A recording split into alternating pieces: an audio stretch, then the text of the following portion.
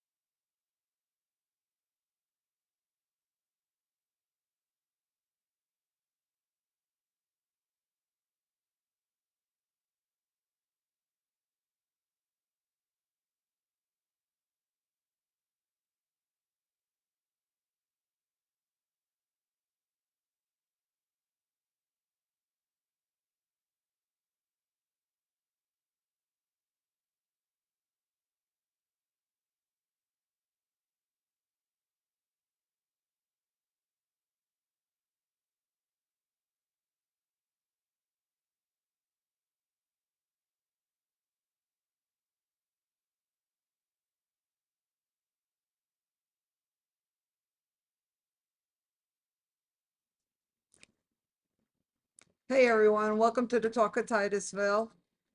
Today we're doing an interview with Nathan Slusher. how's it going? He is running for candidate for District 1 County Board seat.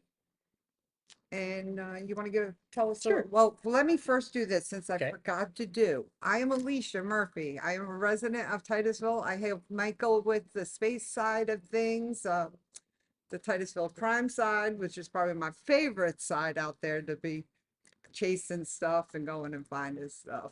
So, but Nathan, why don't you tell us a little bit about yourself? Hey, everybody. My name is Nathan Slusher. I am running for Brevard County Commission, District 1. For those who don't know what that is or who currently sits there, our current representative is Rita Pritchett. And Miss Rita is no longer going to be the representative, so the seat's open. So I'm running for that. It encompasses everything from basically State Road 520 all the way up to Volusia County line. And so this is for the representative down in Vieira at the county government. I'm hoping to represent Titusville and North Brevard down in Vieira and be our representative here and be able to work with all of you and make good decisions for our county moving forward. Okay, so we have some questions that we set up from beforehand, which you Sure. received. So, North Brevard has seen a significant growth and changes in the years. What specific plans do you have to further stimulate economic development in our city? And how will you ensure that this growth benefits all residents, including small business owners and low-income families? I think it's a wonderful question. Economic development is a concern of many people. I am coming at it from a very different angle than anybody I'm running against. If you look at everybody's website at the moment, all six of us, you'll notice that I'm coming at economic development from a small business standpoint. I myself am a small business owner. I own and raise LLC. I work with my hands every day doing repairs, renovations, working for tenants, doing service calls, and just taking care of people. So I believe that we need more small business in this world. Yeah. I think we need more small business in America, in Titusville specifically. We have a 10%, 10.52% business ownership rate in Brevard. Wow. I want to see that higher. Yeah. I would like to see that 13 to 15%. I think it would change the culture that we have in the county. I think it would lead to more jobs eventually, because if you have more businesses, you have more jobs because they need more help. As of right now, I don't think that aiming towards jobs is the right idea. We've been doing that for the last 14 years now. Ever since the space shuttle ended, we have been aiming for jobs, jobs, jobs, jobs. And if you look at everyone else's website, it's jobs, jobs, jobs. They're all saying the same thing. I'm not a firm believer in that. I don't think we need to negotiate deals. I don't think we need to use our tax dollars to encourage other companies to come in. I think I believe that we have enough good companies in the minds of the citizens that we already have, that we don't need them coming from New York or California or wherever else they're coming from. I want to encourage and inspire our people to open their own businesses. So how do we do that, right? What's the plan? Where If do you you look at start? my website, and anyone can get on my website, it's nathanslusher.com. It's my name. You can follow along in this interview because I'll reference it. I have an action plan for economic development, for small business growth. I want to take the North Brevard Economic Development Zone, which is the special district we have that works for getting jobs and that we've been using to bring jobs here for many years. I want to take that zone and turn it into a small business resource center. Well, what does that mean? That means we have a ton of people that want to open businesses with absolutely no idea the step-by-step process on what to take. So I want my staff trained so that if somebody comes into the office and says, hey, I'm thinking of opening a landscape company, or I'm thinking of opening a window cleaning company or a barber shop, what do I do? I want a process in line where we can say, hey, great, come with me, grab a cup of coffee, let's go look at this thing over here. And we have pamphlets, we have rat cards, we have things to walk them through. Who do they talk to at the city? Who do they talk to at the county? Who do they talk to for permitting, for building instructions? Right. These are things that people don't know. And so it can be quite terrifying for people. And I want to make that easier. I want people to go, oh, wow, this county is easy to open a business. It's easy to open a restaurant here. It's easy to open a barber shop. It's easy to start an HVAC technical service. I want to see more electricians. I want to see more barbers. I want to see more plumbers. I want people to go back to chasing their American dreams. And I don't believe that starts with bringing in more jobs for other big companies. I believe that starts with encouraging economic growth out of our citizens by launching their businesses. And it starts with our children. Yeah. It starts with the schools. The schools, in my opinion, do not encourage entrepreneurship enough. They don't encourage business ownership. I know I went to school and learned nothing about it. And so when I got out of high school and I worked a job for many years, and then when I learned that I could open my own business, life changed. Oh. And it was like doors just open everywhere. And I want our 16, 17, 18, and even younger, 13, 14. I want these kids to learn that they can open their own businesses. Right. So as a leader, I want to be able to go into the school and say, hey guys, I am your commissioner. I'm also a business owner, and I want to talk to you about what you can do at 16, 17-year-olds. You can open tutoring services. You can learn to be an electrician. You can become a apprentice on one of these job sites and learn how to open your own company. And I think that would encourage kids to do that, because it takes a lot of time and energy to open a business. Yeah. It takes a lot of motivation. But if you're not motivated to do anything and you're not expending that time and energy doing something positive like opening a business, you're going to be spending that time and energy doing something. People get discouraged because they Right. don't know how to do it. Absolutely. So I want to encourage us and I want to inspire us to raise that business ownership rate from 10% up to 13 to 15%. And I think it'll make a dramatic change in the culture around here. Push for entrepreneurship, not push for jobs. So that's my thought process and my plan for economic development is to aim at small business growth. That's awesome. So with increased population and economic activity in North Brevard, there is a growing need to improve infrastructure and public service. How do you plan to address the current challenges related to transportation, utilities, public safety, and what are the priorities for future investment in these areas? I think this is a topic that is bothering everybody at the moment. We saw the other day with the Brevard County Commission meeting, the firefighters were in there. So our public utilities, our public services, public safety, it's a major concern for people. I get, when you ask me about topics that I get heated about, this is one of them for me. And I think it's probably a topic that many of you guys get heated about also.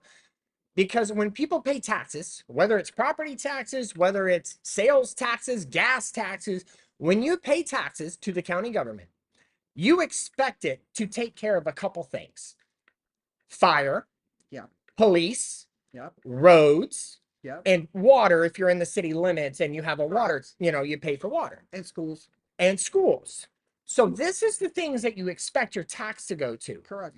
If you pull up your Brevard County budget right now, we have a $2 billion budget. It's astronomical.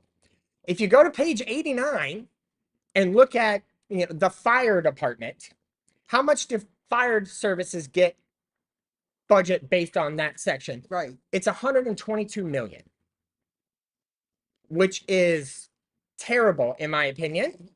Yeah. And here's why. There's one item that gets over $400 million, and it's none of the ones I listed. It's Brevard County Natural Resources. Now, I have nothing against Brevard County Natural Resources at all. But what I do believe is that if we have a $2 billion budget, we have enough money to make sure that our firefighters, our fire department is covered, that all of our equipment is maintained, that our people are paid right. We have enough money to make sure the sheriff's department is covered and our people are paid right and our equipment is maintained.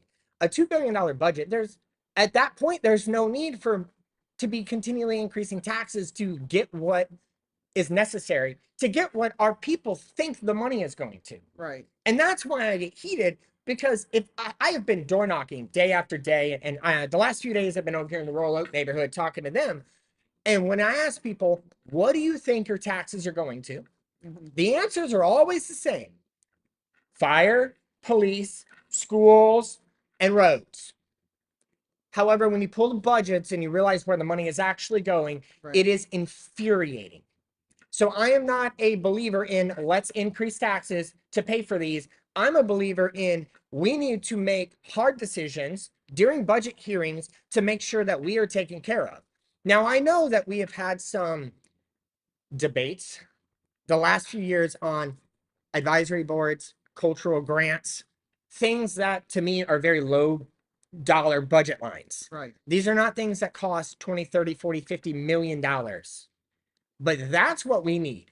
We need to have a leader who's willing to put up a motion to move 20, 30, 40, 50 million dollars from the natural resources, the tax collector, the supervisor of elections, and nothing against those guys. But if we want public safety to be first, we need to move big line items. We need to be courageous enough to take a stand and say, hey, our citizens expect the sheriff paid for. They expect the fire department paid for. So we need to cut 30 million out of here and we need to move it over to the fire services because they've only got 100 million. And so that is what I want to do. I want to be able to aim at those, take the big shots at the big line items, not play games with advisory boards or cultural grants, or you won't see me voting to raise tax because we have a $2 billion budget. I cannot fathom that you do not have the money to pay for roads or fire or police with a $2 billion budget. $2 billion is an insane amount of money. It is, and for a county of this size, it's absolutely asinine that we cannot afford to pay for these things. It's crazy that we need to increase taxes. And if we cannot control the spending, because I know we have heard year in and year out, politician after politician say, we're going to control spending, we're going to control spending, we're going to control spending. It hasn't happened 20, 30, 40 years down the line. We're still saying we're going to control spending. So I'm taking a different route. We need to control revenue. And taxes keep going up. Correct. I'm So, a homeowner. okay. So my point is we need Yeah. to control the revenue, because if they're not going to stop the taxes being split and they're not going to do it appropriately, we need to stop them from getting the tax money that they are getting. Right. So I'm willing to put up a motion to cut the millage rate in half immediately until we can control this. Because if your house is flooding because the sink has got water overflowing, you don't continually mop the floor. Right. You shut the water off. Yep. That's the first step in fixing a problem. I know because I do this every day. Right. Right? Yep. So if you have a leak somewhere and we have a money leak, the first thing you do is shut the water off. So we need to put a hold on the revenue. We need to attack it. And then we need to start moving major budget line items over to the things that are important to the citizens, not the things that are important to the county. Right. The things that are important to the citizens: fire, roads, police. That's where our money should be directed. And I think from a public safety standpoint, from an infrastructure standpoint, that is the most important thing, because we don't, what's occurring is not what we believe. That is just causing problems. It's causing distrust in the community. And it starts with making hard decisions. And I'm not afraid to make hard decisions to move big chunks of budget lines. I'm sorry. You're good. You're good. That item Passion- gets me passionate and heated. It's good. And that's what you need. So engaging with the community and maintaining transparency is a decision making are crucial for public trust. What measures will you implement to ensure that residents of North Brevard are actively involved in the political process and have access to clear, timely information about local government actions and policies? So for anyone who doesn't know, the reason this is such a hot topic is for years, the county is refusing, and the city to an extent, but I will state the city is nowhere as I guess that's their opinion. Opinions. But the county refuses to talk to its citizens during the board meetings. They actively tell you, we're not having conversations with you. That is a huge violation of public trust. And for public information, people come with questions. I mean, they come up to the boardrooms and they have questions. Why are they not being answered? Why are we not having dialogue? And I have heard things. You mean like pulling a card at the Yeah, when they pull a right? card, when they have a question, they come up and they want to Right. discuss something with the county commission. They're not allowed to. They're allowed to get their minutes to speak, but they are blatantly told, we're not having conversations. We're not answering questions. And I think that is crazy. That is what people expect out of a government meeting. They expect to be able to go in and say, hey, can I get a speed hump in this neighborhood? I saw a turtle on the road. Can we solve the turtle crisis? Our river's turning green. People have genuine concerns, and it comes from all different lengths of spectrums around many, many different topics, Yeah. right? I've been going to meetings for 4 years now, and it is a vast amount of topics you hear every time that the county opens. Right. I've heard anything from turtles to teeth. Oh. So, yes. Okay. So, Teeth. teeth. It was crazy. But going back to subject, my point is, when someone comes in, they should feel heard. They should feel like their topic is important. And in that moment, it is. That's their opportunity to address their grievances. That's their opportunity to get information. Right. That is their opportunity to let the public know that they have a concern that the other public may not know about. Right? So I want the conversations brought back to the county halls immediately. That's step one, is start having these conversations. And that doesn't require changing laws. It requires a leader to hit the button and start talking to people. Right. That's all it requires. If somebody comes in and says, I'm concerned about the sea turtles, well, okay, what concerns you? What do you think we could do? Mm-hmm. But people are afraid to say no. Right. They're afraid that if this person is concerned with the sea turtles or the manatees or the river, and we say no, this is bad. I'm not afraid to say no. I'm not going to agree with every human being on every topic. Right. We're humans. Socially, we're not going to agree on everything, right? Right. So But every person has the right to be heard. Yeah. And they have the right to feel heard when they leave that office. Speaking of offices, when they leave the county commission office on US 1, they should also have that similar feeling of someone listened to me. Yeah. You guys know you have to be beeped into the county office right now. Oh, You can't just walk into your representative's office. It's got a lock on the door. It's been a while since I've been down there because you can't just walk in. You got to get buzzed in, right? I want that door held open. I want to take the door off of the actual commissioner's office. I will physically remove the door because I don't believe in backroom deals. And I'm going to do that in a symbolic way. I want people to understand that this office is open for communication and it's going to be moved. We're going to move that door to the corner, to a closet, wherever we put it until the next guy comes around or gal. right. So I want them to know that my office is wide open. And if I don't happen to be there, the secretaries, the staff, they will happily talk to you, start a cup of coffee. I want the citizens to feel welcome in the office again. I don't want them to feel like it's not their office because they're paying for it. It is the citizens' office. It is. So I want people to feel welcome. We voted for you. Exactly. So I want citizens to come in. I want them to be able to leave notes, to write notes and leave it on my desk if I don't happen to be there, or just walk in and knock if I do happen to be there. Right. And if there's not a door, knock on the wall. Right? There won't be any doors. You're taking them all. Exactly. So the open, they say it open door policy, and I think it's misused. So Right. I have a no door policy, Right. right? So that is important. Fixing the meetings is important, and having communication is important. Communicating with the citizens, communicating with the staff. That brings back trust. It absolutely does. Right.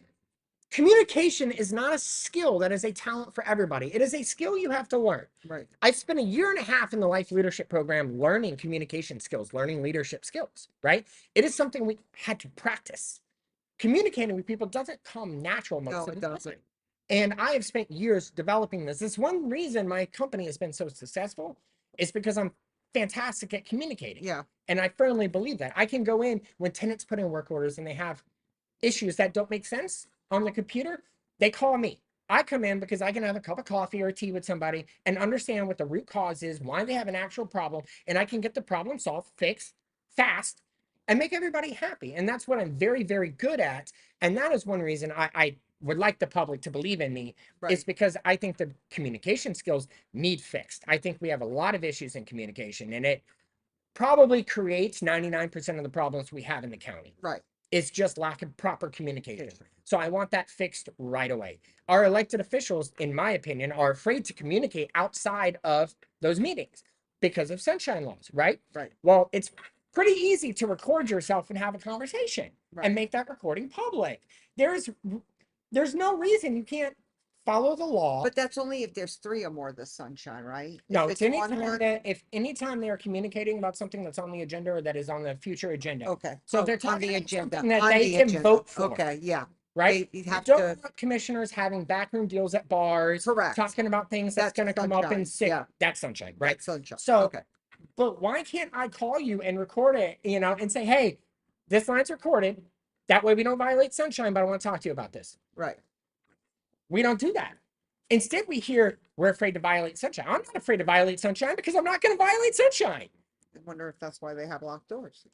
It could be, but I think it's wrong. It's Right. not complicated, guys. Communication is really simple, but it's something that has to be learned. Yeah. And I've put in the time and effort to learn this so that we can make a difference in our county. Right.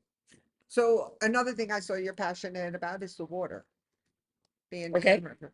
Yep. Tell us a little bit what your idea of like your goals for that would be. Sure. So with the river, first and foremost, I supported the right to clean water years ago when it came in 22 when Right. it came around. Yes. And I still support it now. I wish they would just certify it and move on. We're wasting taxpayer dollars at this point.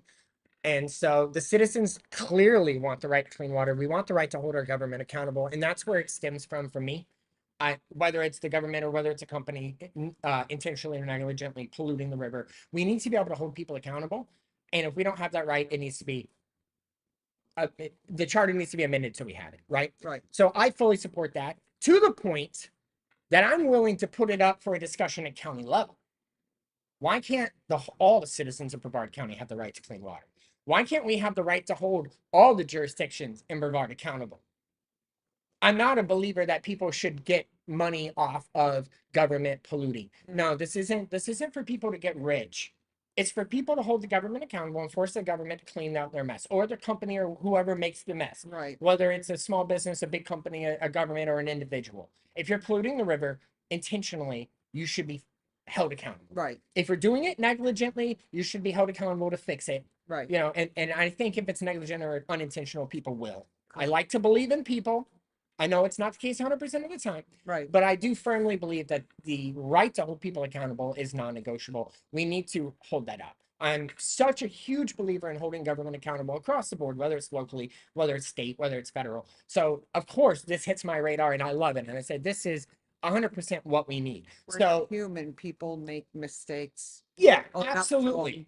Now, as far as river quality, Yeah. I want regular testing of the water. Right. With public records, right? I want the county to say, hey, we tested the water on this date. Here's what the test come out to. Here's where it was. And then, you know, if there's an issue, then organizations like Save Our Indian River Lagoon, they know what to aim for.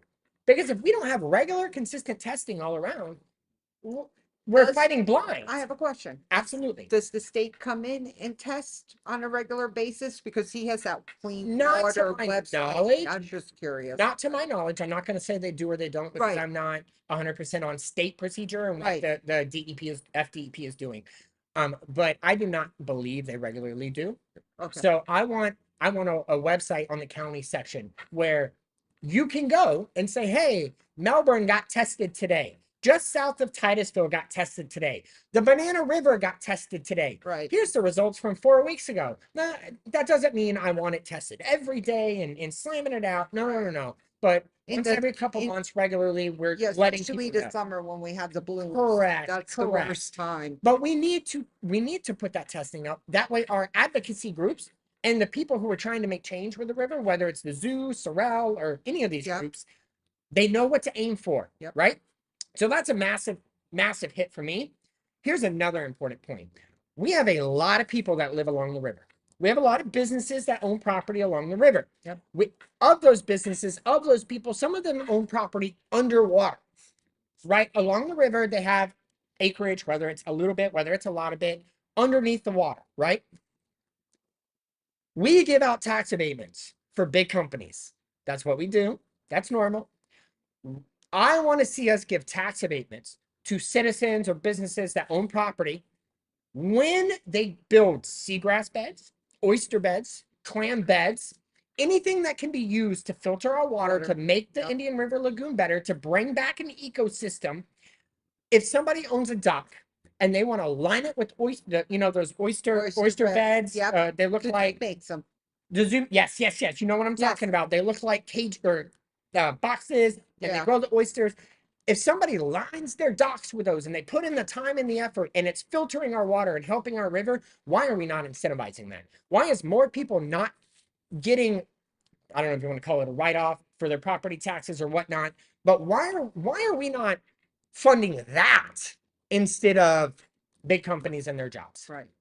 And again, not against the jobs. It was a good idea when the shuttle ended. We needed it. But at this point in time, I want more small businesses and I want more incentivizing of our population. We only have a couple groups that are doing river work. Right? Not and one group or a couple groups cannot handle everything. One group did not ruin the river. No, it was a whole bunch of volunteers, and this should be hundreds. If we have hundreds and hundreds of thousands of people that live there, that's hundreds and hundreds of thousands of minds that can get out there and find solutions for the Indian River, right? They can find solutions to the degrading estuary. How do we fix this? Well, Bob and Susie and John and Jacob, they may have answers. So I want to incentivize them to go out there and do that. Build a seagrass bed. You know, I've seen pictures of people blocking it off, and I think it was in Melbourne. He blocked it off, grew seagrass, and showed that it can grow. And I thought that was amazing. I recently saw pictures up here in North Brevard of seagrass growing. Seagrass and the oyster bed. Yes. Yeah. I want more of this. I think, Michael, can you answer that just real quick? Who's doing the beds, the oyster beds up on the north end of Brevard? It's either SeaWorld or one, it's not the zoo. There's someone else that's from the college. Okay. that's going in and checking that. Get it. They check the beds and the seagrasses, So I why don't think we it is. encourage more of that? Why don't we encourage the people who live along the river to do that? Funding, they need more funding, I bet.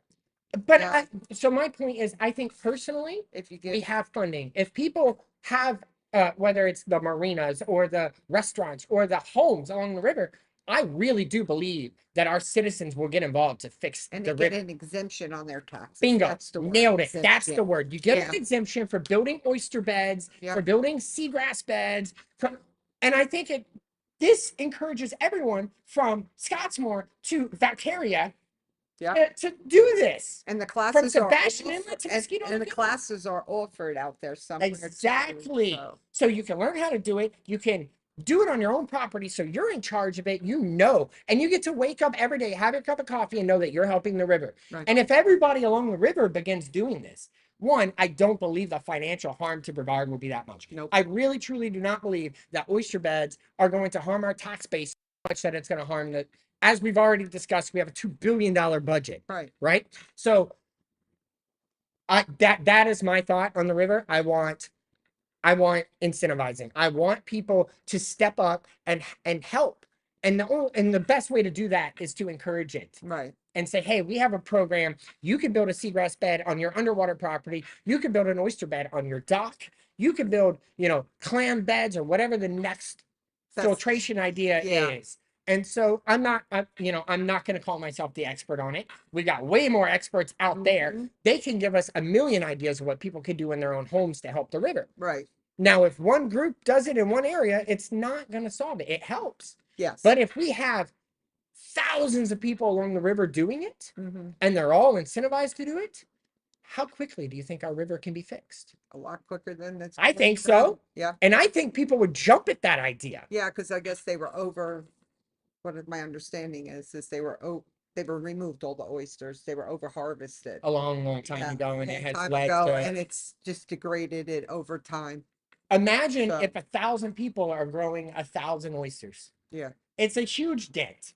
And so those are the kind of ideas that I want to bring to the table, that we can make a difference by allowing our citizens to get involved. Right. And allowing them to step up and do it, and then incentivizing them to do so. Right.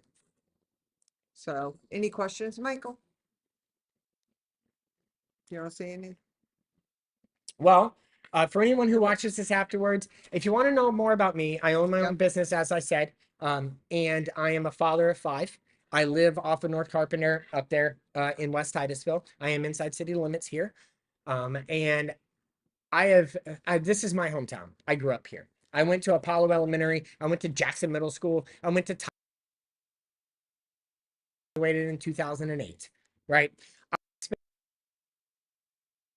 in Palm Bay and Cocoa because I worked in restaurants and I worked in Palm Bay. So I know Brevard very, very well. This is my place. This is my home. The shuttle. My kids grow up watch. When I say I know Brevard and I'm fighting for Brevard, it's because I grew up here. I know Brevard. When I was a teenager, we skated all over Titusville with our skateboards. I mean, this is my place. Yeah. So I'm not afraid to fight for somewhere that I have spent my life in. So that is why I'm running for this position. That is, the support I've had is incredible. The people have just stepped up in ways that I would have never anticipated. The messages I get are heartwarming. Right. It is awesome. And the word is spreading.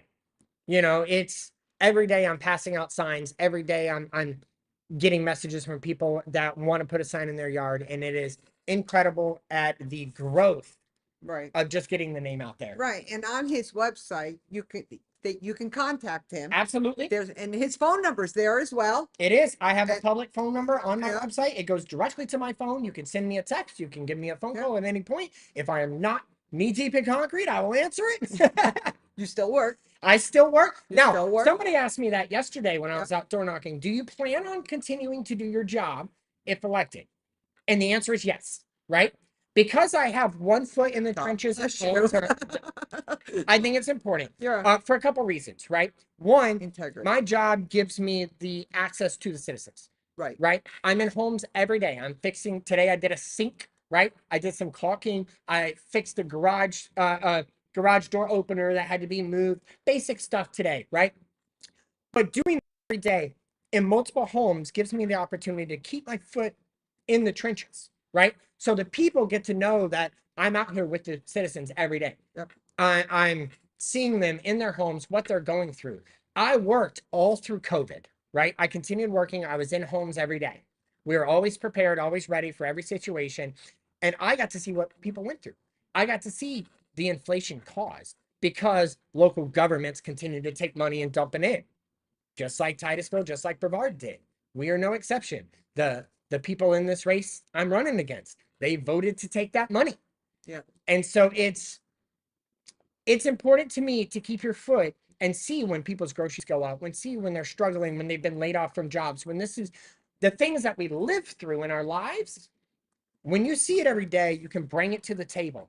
And so I plan to keep my company going. I plan to keep working and keep doing service calls because I find it's important for that reason. And two, because I personally do not believe that being a political representative of any level should be a 60, 70, 80-hour a week full-time job. Right. I think that leads to corruption and issues across the board. This is not a Brevard County thing. I'm not saying anything about Brevard, No. but for any representative, whether you're electing a state house rep, Congress for United States, I don't believe it should be a full-time 60 hours a week, every week of the year, because eventually you're going to run out of stuff to do. There's only so many emails you can respond to. There's only so many people to talk to. Once you hit that point, if that's all you do, you're going to go looking for stuff. Yeah. And that's where people get upset. That's where the problems occur. So I want to go to work and then go to, to the office every day, check in, see if there's emails, make phone calls, look at the agenda, make plans, research what I need to research, and then go back and start helping my people again. Right. Get back into the field. Right. And so that's why I plan to continue working, because I think it's important for multiple reasons. Right. So I got a question. Go for it. No Absolutely. one else is going to ask. It's questions. okay. I'm going to go out and bring it. Somebody's going to watch it, so it's Well, good. I watch the pages. I see a lot of the concerns and everything. And Yeah. a lot of the people, the elderly, Mm-hmm. they're getting taxed out. Like Absolutely. the property taxes. Absolutely. Disabled, everything. They did get a higher tax exemption Mm-hmm. this past year. It went from 500 to 5,000. But their Social Security isn't covering it. Forgive me. I don't believe that going from 500 to 5,000 is enough to cover the differentiation that we had in the last 4 years. Yes, that's correct. That is that's my personal Taxes opinion. still doubled. Taxes, yeah, exactly. They So doubled. They doubled. I've seen the tax reports on multiple houses. People always want to tell me I was paying this, now I'm paying this. It's out of control. Yeah. Right. All right. And then on top of it, the housing market skyrocketed in the area. Right. Yeah. So then the taxes went up even more. Yeah. And then you get this is really good. Then you get leaders who go, well, we're not raising the millage rate. Well, we're going to keep the millage rate the same. We may lower it a little bit. Okay. Well, if your millage rate only goes down 2%, but yet your housing value increases 180%, you're screwed. It's ridiculous. So I want leaders who actually recognize that. Yeah. And say, guys, our people are just getting ran over here. Well, yeah, and if I paid one price for my house and someone else came in and paid a different price, why do I have to be compared to what they paid for their home? Okay, so you're gonna love this, and you're gonna love this. Absolutely. I'm curious. That's a question many people have. I don't understand that. Many people have that question, right? In my opinion, the taxes that you pay should be 100% based on the cost of your house. That's it. End of discussion. Period. Point blank. That's my belief. Yeah. You pay X amount or whatever the percentage is, right, based on what the cost of your house is. If you buy $100,000 house, you should pay X amount forever based on $100,000. Okay. Yeah. I also believe that your annual tax revenue or your annual taxable amount, the amount you pay every year, should never be more than 1% of the cost of your home. Okay. If you pay $100,000 for a home, you should never pay more than $1,000 a year. And the homestead exemption has not changed either. So if you pay, $800,000 for a home, you should pay $8,000 a year in taxes. Okay. That's I- my thought process on it. That would be great because I know what I I agree. paid for my home, but I think it gets way too confusing. It I think does. the politicians use that intentionally to make it confusing so that they can get what they want because they have all their algorithms running, right? And it needs to be simple. Everything should always be simple. And then it goes all the way back to the top of this conversation. What should it be used for? right. Police, fire, roads, schools, water, Yeah. basics. Basics. That is my beliefs on taxes. I want them corrected based on citizens' belief.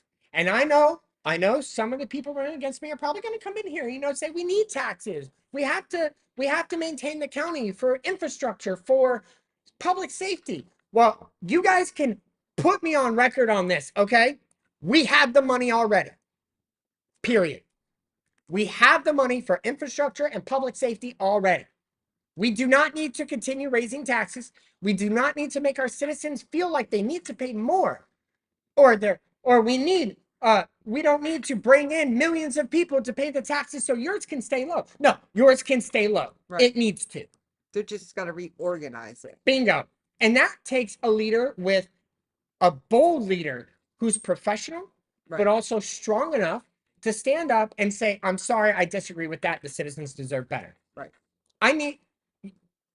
I am willing to go in there, meet with the county, meet with the unelected officials, and say, guys, these people have paid too much. We have the money. I know you may want to keep the revenue coming, but I greatly disagree. And I can fight for the citizens, and I can do it in a professional way where you can still have coffee afterwards. And I think that's important. We don't have that. We have mudslinging in politics and everything else that comes with it. And it needs to be corrected. We need bold professional leaders in there. People who are here to represent the citizens against the unelected officials. Right. Because the unelected officials have a job to do. They are running the day-to-day operations of this county. Mhm. And if you live in the city of Titusville, the city is running the day-to-day operations. Right. We need elected officials who are willing to be bold, hold them accountable, and move forward. Right. And so that is what I'm here to do. That is why I'm running. That is why you see my signs all over the place, because I want people to know that I am not here to sit in an office. And you were out there working it on the 4th of July. I was, yes. You was out there? I brought flags to the 4th of July to hand out to kids and parents because everyone needs a flag. We had 600 flags I brought. Yep. This was the largest red, white, and boom I have ever seen. It was amazing. I was thrilled, except for the fact that I should have brought thousands of flags because we gave out 600 in an hour and a half. I think we need more food trucks too. Amen. Man, there were so many people there. It was Yeah. incredible. I shook hands with hundreds and hundreds and hundreds of people. I met many of you. It was a blast. And I had a great time that night. And we need more of Yeah. that. Yeah, it was good. It was nice to get out there, see the candidates out there, meet the candidates. Everyone was very friendly and stuff. And Indeed. I Indeed. didn't meet with you. You were out there hustling. You were I was. really out there working it. I wanted everybody so- that showed up Yeah. at that thing to know that I'm the guy working. Yeah. I'm the one trying. You got everyone as they were coming in. I absolutely did. I wanted shaking hands, handing out flags, passing out flyers. I wanted people to know who I am, that I'm here to make change, that I'm not part of the system, that I'm not part of the network. I am somebody different. I grew up here and I'm out to change Brevard. That's good. We need That something was a good like that. closing. I like that. I like that. that was really too. good. It was really good. Michael, any questions across the board out there? One more time, I figured I'll ask. Would not. All right. That's all right. This was a really fun interview. right. I think it went really well. And I thank you for joining us. Thank you for Michael, Talk of Titusville and everyone. Nathan Slusher.com. That's it. That's my website. Reach It's out just to my him name. for signs. Just want to talk to him, ask him a question, have a concern, ask him. He's open. He's great. Easy to talk to. Everything. Thank So, you so much, guys. All right. I appreciate Have a you. great night. I appreciate everyone. Until the next interview, follow our events page on talkoftitusville.com. Thank you very much.